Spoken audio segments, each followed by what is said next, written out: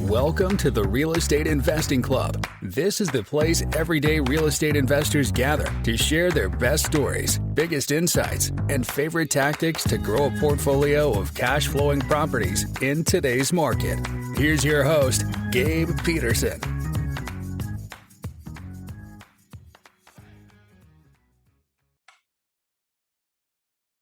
All right. Welcome back to another episode of the Real Estate Investing Club. Today we have Janet Fields with us. Janet is a property management pro from Oak Trust Properties. I'm super excited to have her here because property management is the name of the game when it comes to getting a good return from your property. So Janet, thank you very much for hopping on the show. Thank you for having me, Gabe. I appreciate it. Absolutely. I told you before we hopped on here, we like stories. We want to hear how you got into this. So why don't you take us to the beginning? How'd you get started in real estate? So real estate is a family business. My dad started buying and selling in Charleston about 30 years ago when he came here with the military. He really enjoyed moving from station to station because that involved buying and selling. Eventually, my mom said, hey, this is where we're going to put down roots. No more buying and selling. We're staying here. And he said, oh, I can find a way around that. I'll just buy and sell property and manage it for other people. And it's great. So he did that. Eventually, he started his own property management company, decided that those the month over month returns was amazing. And, instead of driving and showing properties and not getting anything, no sales. Eventually, I bought my first property in 2008. For my own home. And was then, that before or after the peak? I have to ask. Oh my God. It was the month before it crashed. The month before. Yeah. In a brand new neighborhood. So people next door, they're like no longer getting the standards that I'm getting, but also they're getting way better rates. So yeah, it was pretty awful. So I bought my first book of business in 2014. And then in 2018, my father and we merged our businesses.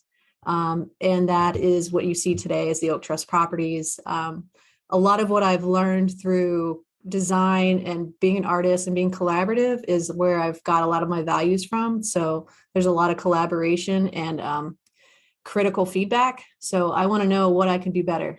And that's totally okay. And I'm totally good at that. And I just take the information and move forward and make adjustments. So that is a big part of the way I do business is I'm constantly wanting feedback from everybody. I'm like, how do you like this? What could be better? Do you see any weak spots? Because nothing's ever stagnant. Everything always has to be improving. So yeah, I mean, how can you not fix things and make it better? So my main focus is understanding and supporting individual goals of whatever client or team member I have. The better I understand what they want in their future, the better we can align or find out that maybe we don't align and we can move forward to get what we both need. So a lot of collaboration, just like negotiation. Nice. I love it. So I always like to hear, I'm a little jealous to hear actually, when people say they came from, their family was in the business, they're in real estate. And so you kind of learned as you grew up. So that must have been a good prep work for getting into, property management in 2008 there. I always feel like it's like osmosis. Like you didn't realize you were learning it because it was just normal and everyday and it was always around you. So I was learning business tactics and business thinking before I knew that's what it was. Yep. Very cool. Yep. Absolutely. But you didn't actually join your dad's business. You started your own, which is great to hear. So why did you choose to buy a book of business versus starting marketing for clients yourself?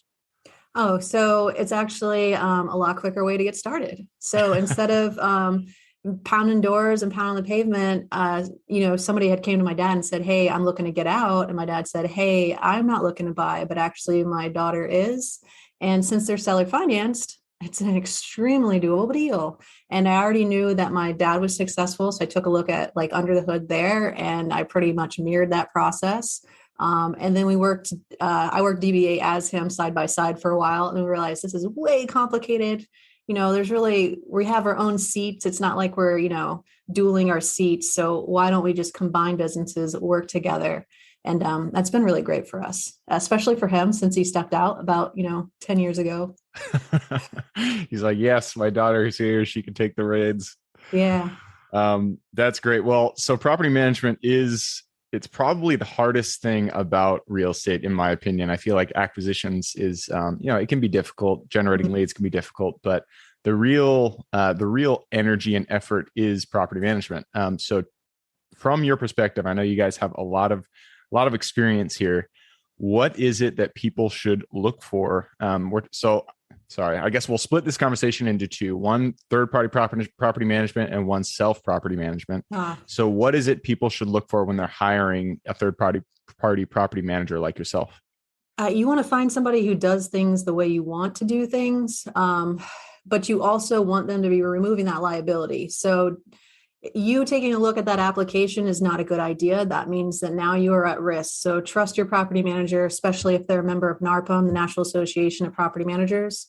That means that they're up to date on their laws. They know what's going on in the industry, and they have lots of people and resources to pull and draw from. So you want to have somebody who is proactive and comes to you with solutions and choices that fit your style. It doesn't mean that you should be telling them what to do. They should say, hey, a car just, hit the front of your house. You're missing 6 walls. Your ceiling is collapsing. Here's the possible solutions. Do you mind giving us the contact to your insurance adjuster, and we'll move forward with this, and that's the way it should go. It shouldn't be like, oh my gosh, this just happened. What do you want me to do? Yep. No, that's a personal assistant. Like that's not an experienced property manager. So you want somebody to know what's happening and be ahead of the game and be able to predict what the next steps are and have you prepared for them with solutions. Absolutely. And actually, from my own experience, I do feel like that is the most important thing when it comes to property management is being proactive. If you have somebody my first property manager that I had a long time ago, he would come to me and ask me what to do for every single little thing. And I was just like, bro, I'm not the property manager here. You are. And it takes away from, especially when you're trying to build a portfolio, you're trying to really aggressively expand, it takes away from your own time and effort that you need in order to do the acquisition. So that's why having a really good third-party property manager is so crucial. So I like that you said proactive. Definitely. Yes. Definitely important. They should definitely be removing you from all the day-to-day. Yep. You shouldn't have to do all that. Yeah. You also mentioned removing liability, which I think is something that not a lot of people think about when it comes to property management. They always just think about, having the property manager there to deal with things, but they don't think about the liability aspect. So why don't you take us a little bit more deeper into that? And what does that mean from your perspective? So the phrase know just enough to be dangerous really comes to mind because you think you know property management. So you think you know how to go qualify a resident. But what you're really doing a lot of times, and these first time people, is they're going to sit down with an interview like they're hiring an employee, and their heart is leading the way instead of the facts and figures of the numbers, like their credit score, their income, rental history, do they have pets, those sort of things. That's critical static information. Well, it's not static, but critical information that you need to make a decision. You don't need to have an emotional connection with this person because it's business. The emotional connection actually gets you in trouble because then you start waiving late fees. And when you waive late fees, when you go to court with a magistrate, they decide that you've already waived a few and now you set precedents, and your lease really no longer is effective in that way. So something I didn't know. Good luck with evictions. Yes. So you want to just sever that emotional relationship. Since we've been doing this for thousands of transactions, we know how to manage a relationship and how to be gracious and extend a helping hand and mediate all the conversations and still be friendly, but also still stick to the facts and move forward. So you really want somebody who can say, okay, we know that you want to know that this application is great, but based on your experience, you've done this how many times? Maybe 12? Well, we've done it, 12,000. So we got you. Our insurance covers this. So if we go to court, we have a lawyer who will back us up. We also have this lease that we follow, and we have all the documentation of every single conversation that's happened through text, phone call, email, everything. So we got this.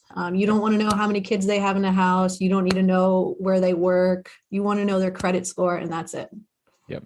And documenting conversations is so important. And that's something that I feel like if you're not an experienced property manager, I know I didn't, when I wasn't an experienced property manager, I didn't, keep record of everything that was said and done. And as professionals, you guys, you do. And that is super important, especially if it does unfortunately end up in court. So, a lot of people do manage themselves, which I'm a huge fan of third party. I think it takes the onus from the owner, but some people they like the management. And so from their perspective, what is top 1 to 3 things that a new property manager should consider when taking on their first tenant? When taking on your first tenant, you want to know how you're going to process that application. You want to know what's important to you. Is credit score important to you? Okay, which range are you willing to accept? And you need to know this before you go meet that person and fall in love with them.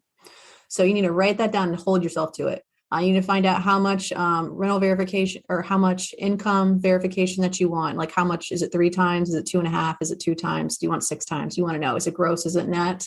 Are you linking to their bank accounts or just taking their word for it? Are you making phone calls? So you want to draw all the constraints and all your check boxes that you want, and you need to hold yourself to it.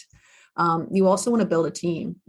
When you get that 12 o'clock phone call that Santa just fell through the ceiling, you need to know who to call. If this house was built in the 70s or earlier, you need to know that you need somebody with lead insurance and is certified for that.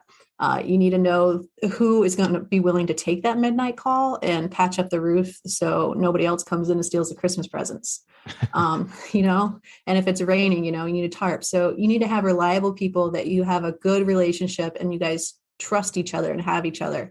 If you don't have that, you can't really be responsive. It's not like owning your own home, because at this point you have a product. If my ice maker breaks at my house, I could care less because I know my time is very valuable and I don't care about ice. But if I was a tenant, I'm paying $2,000 for this house or whatever. And when I pay that $2,000, my ice maker doesn't make work. Now I'm mad and I'm going to tell you. Absolutely. So it's not the same relationship. You have to be ready to move fast. So that means everybody has to be in line. You have to know what to expect from each one of those vendors, and they have to be able to perform for you.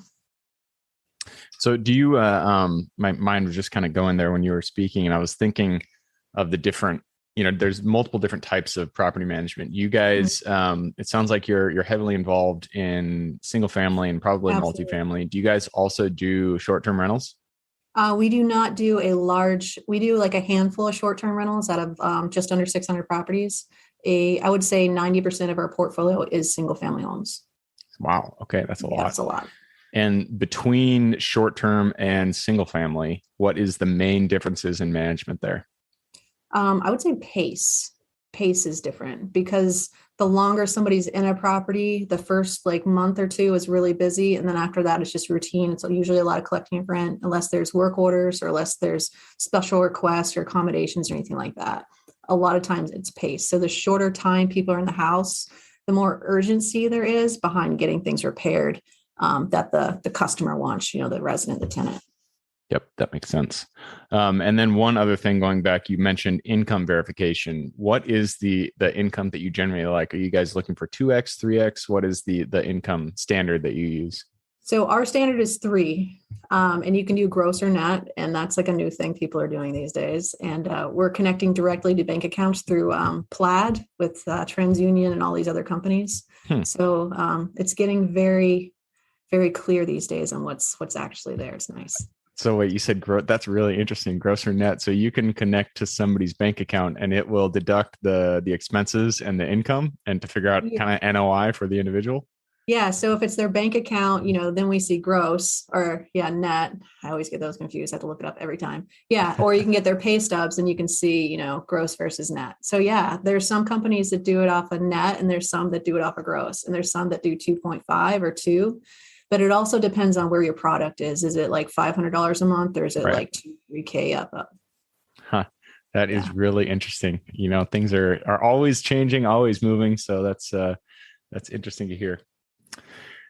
Awesome. Well, I just took a peek at the clock. We have run through our 15 minutes. So it is time to jump into the quick question round. Are you ready? Sure, let's do it. Let's do it. It starts with books or any form of education. I'm a big bookie, so give me 2 recommendations, one for general life wisdom, one for real estate specific.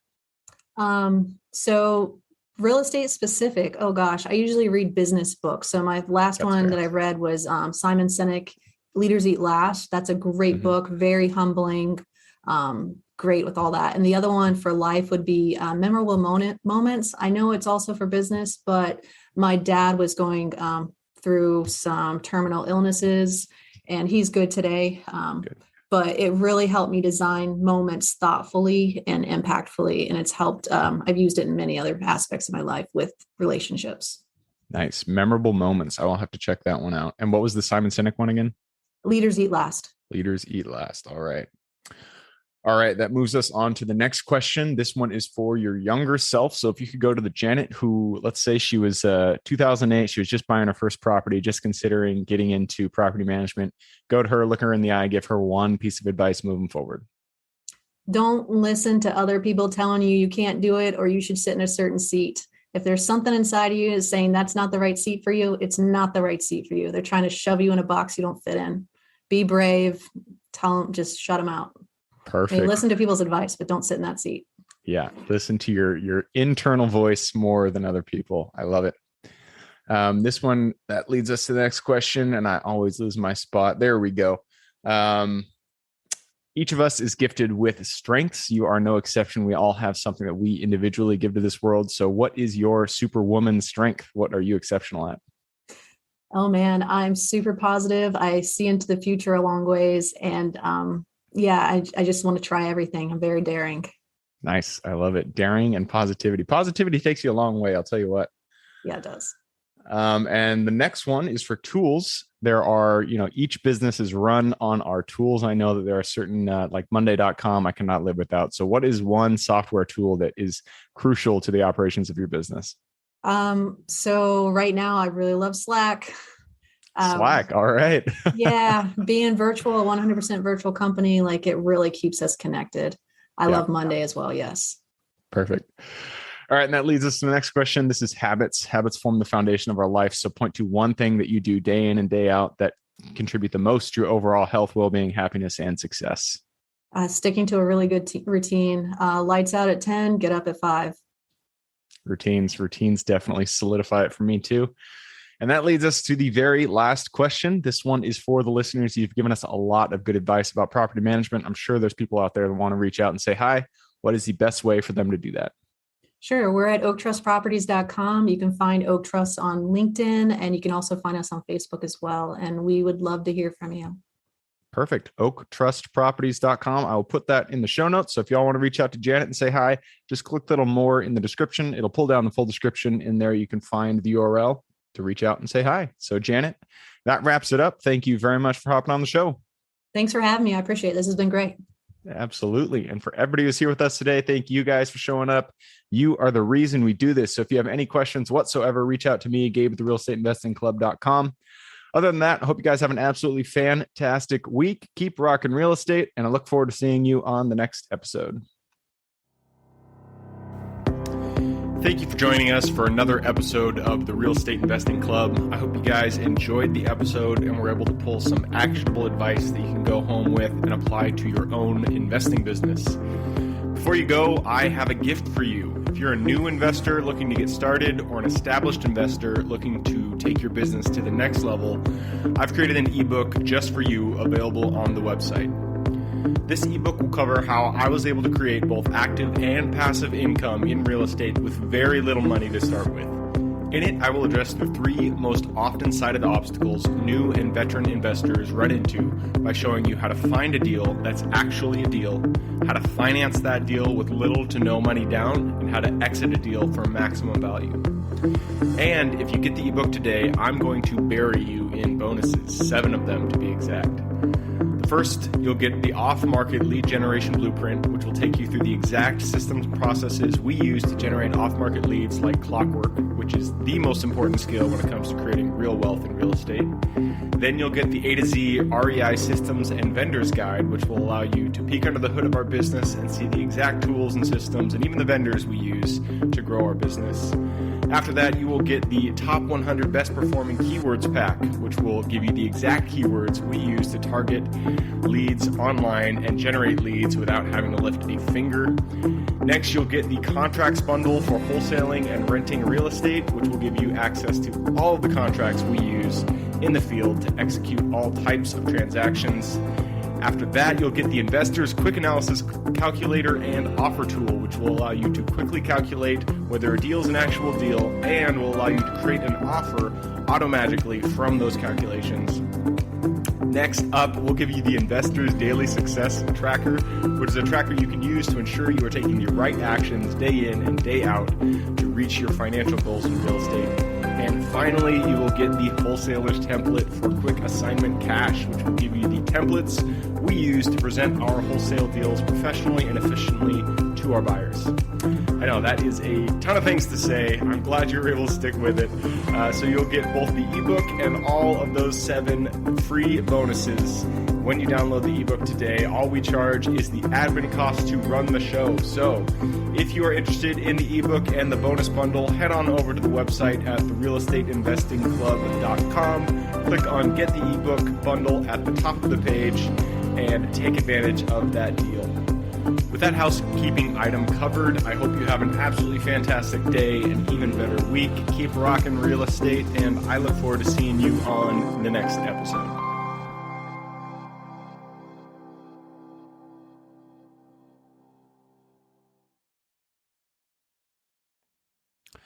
All right, before I officially sign off, I have a quick announcement to make. If you're interested in becoming a passive investor in one of my deals, my own company, Kaizen Properties, is looking for capital partners for our upcoming projects. We invest in what are known as recession-resistant assets, mainly self-storage facilities, mobile home and RV parks, and industrial properties.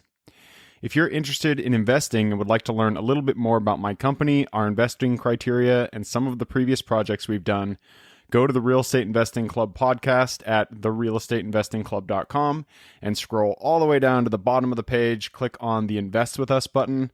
That'll pop up the investor form. Fill that out, and we will reach back out to you as soon as we can. Or if you prefer a little bit more of a personal touch, you can reach out to me at gabe@therealestateinvestingclub.com. So really, that is it. Again, it was a pleasure hanging out with you guys during this episode, and I look forward to seeing you on the next episode.